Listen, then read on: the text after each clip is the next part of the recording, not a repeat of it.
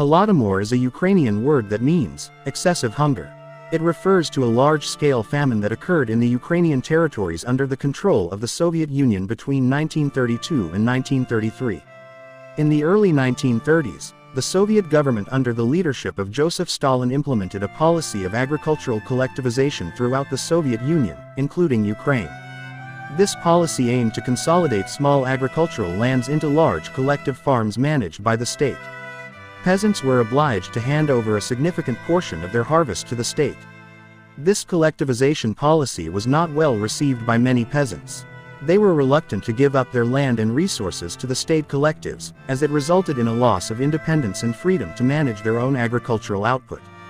Resistance against this collectivization was particularly strong in Ukraine, which was known as the breadbasket of the Soviet Union due to its high food production. In response to this resistance, Stalin and the Soviet government took ruthless and repressive measures. The Soviet government imposed blockades and closed off access to rebellious rural areas or regions that opposed the collectivization policy. This measure was intended to isolate peasants from food supplies and communication with the outside world, forcing them to submit to the government's policy. The Soviet government forcefully destroyed food warehouses in areas that resisted or rejected the collectivization policy. This action aimed to ensure that peasants did not have access to food supplies, leading to a horrifying famine.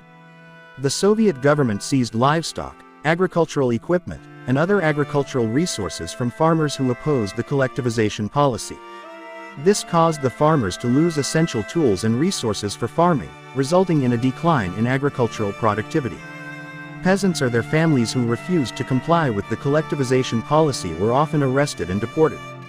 They were sent to forced labor camps or remote regions as a form of punishment or oppression.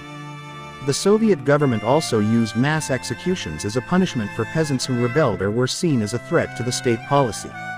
Some people were brutally sentenced to death for opposing or resisting collectivization.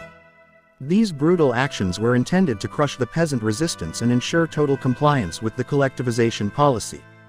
As a result, a horrifying famine struck the Ukrainian territories.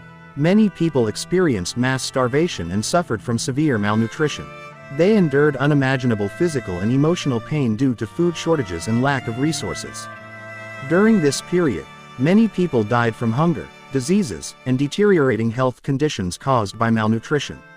One of the most heart-wrenching aspects of Holodomor is that many of the most affected victims were vulnerable children and women. Children experienced severe starvation and often died due to inadequate nutrition.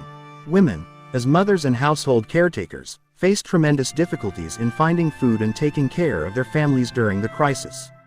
It is estimated that millions of people died due to starvation in this humanitarian crisis, and Holodomor left a deep scar in the history of Ukraine and Soviet society.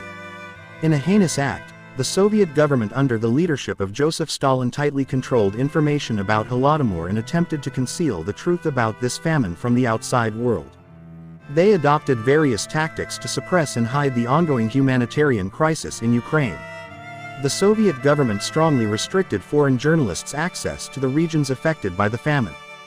They did not allow journalists to visit impacted areas and report the actual conditions. Journalists who attempted to sneak in or report independently risked being arrested or expelled from the country. The Soviet government monitored and controlled local media in Ukraine.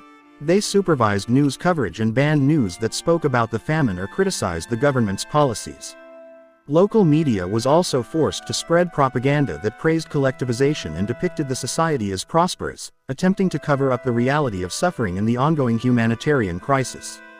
The Soviet government tightly censored newspapers, books, and other printed materials related to the famine. They censored or removed information that exposed the facts about the crisis or made critical statements about the government. The Soviet government threatened anyone who tried to leak information about the famine or reveal secrets about the humanitarian crisis. They used state security apparatuses, such as the NKVD, to monitor and intimidate individuals suspected of spreading forbidden information. The Soviet government tried to create a positive image of collectivization and state policies. They displayed photos and reports that depicted the famine as a natural phenomenon or a result of bad weather conditions, rather than a result of government policies. As a result of the censorship and cover-up efforts, many countries outside the Soviet Union and much of the global community were unaware of the horrifying nature of this humanitarian crisis. Only after the fall of the Soviet Union and the opening of historical archives did the facts about Holodomor begin to emerge and gain international recognition. However, despite strong evidence of these events, some countries, especially Russia, still refuse to acknowledge Holodomor as genocide or attempt to diminish the role of the Soviet government in this crisis.